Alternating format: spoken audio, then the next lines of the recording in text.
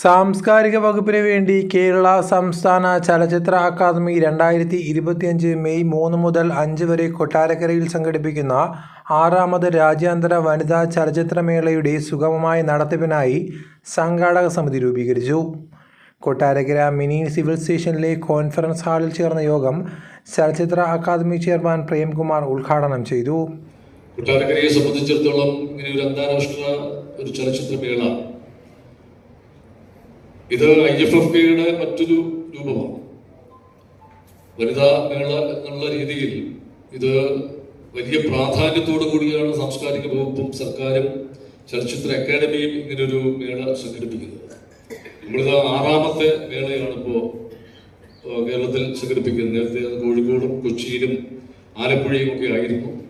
ഇപ്പോൾ അത് കൊട്ടാരക്കരയ്ക്കാണ് അങ്ങനെയൊരു സുവർണാവസരം ലഭിച്ചിരിക്കുന്നത്. അത് തീർച്ചയായിട്ടും അതിനായിട്ടുള്ള നമ്മുടെ ധനകാര്യ മന്ത്രിയുടെ വലിയൊരു താല്പര്യമാണ്. അദ്ദേഹം കഴിഞ്ഞ വർഷങ്ങളിലൊക്കെ നിരന്തരമായി അന്താരാഷ്ട്ര ഫിലിം ഫെസ്റ്റിവൽ നഗരിയായി കൊട്ടാരക്കര മാറുകയാണെന്ന് ചലച്ചിത്ര അക്കാദമി ചെയർമാൻ പ്രേംകുമാർ ഉദ്ഘാടനം ചെയ്തുകൊണ്ട് പറഞ്ഞു.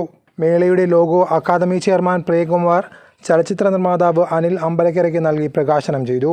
കൊട്ടാരക്കര മിനർവ തിയേറ്ററിൻ്റെ 2 സ്ക്രീനുകളിലായി നടക്കുന്ന മേളയിൽ വനിതാ സംവിധായകരുടെ ഫീച്ചർ സിനിമകളും ഡോക്യുമെൻ്ററികളും ഉൾപ്പെടെ 25ഓളം ചിത്രങ്ങൾ പ്രദർശിപ്പിക്കും. ലോക cinema, Indian cinema, Malayalam cinema എന്നീ വിഭാഗങ്ങളിലായാണ് പ്രദർശനം. 29ാമത് IFFKയിലെ പ്രേക്ഷകപ്രീതി നേടിയ വനിതാ സംവിധായകരുടെ ചിത്രങ്ങൾ ഇതിൽ ഉൾപ്പെടുന്നുണ്ട്. ധനമന്ത്രി KN ബാലഗോപാൽ, സാംസ്കാരിക വകുപ്പ് മന്ത്രി സജി ചെറിയാൻ, ഗതാഗത മന്ത്രി KP ഗണേഷ് കുമാർ, മൃഗസംരക്ഷണ വകുപ്പ് മന്ത്രി J ചിഞ്ചുറാണി, കൊടിക്കുന്നിൽ സുരേഷ് MP, കൊല്ലം ജില്ലാ panchayat president doctor PK Gopan എന്നിവർ മുഖ്യ രക്ഷാധികാരികളായ സംഘാടക സമിതിയാണ് രൂപീകരിച്ചത്.